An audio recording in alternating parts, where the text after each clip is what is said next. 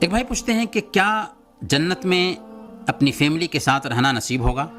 اللہ تعالیٰ سے ہم دعا کرتے ہیں کہ اللہ تعالیٰ ہم کو اور آپ کو، ہمارے تمام سامعین کو جنت الفردوس میں جگہ نصیب فرمائے۔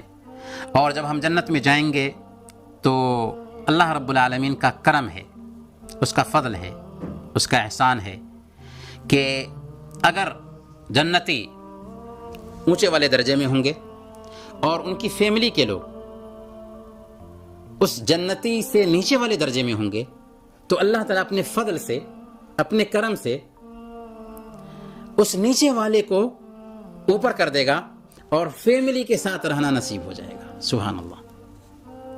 اللہ تعالیٰ فرماتا ہے والذین آمنوا واتبعتهم ذریتهم بإیمان الحقنا بهم ذریتهم، جو لوگ ایمان لائے اور ان کی ذریت ان کے ساتھ ایمان کے ساتھ میں ان کی اتباع کرتی رہی، الحقنا بهم ذریتهم، تو ہم ان کی ذریت کو بھی ان کے ساتھ ملا دیں گے۔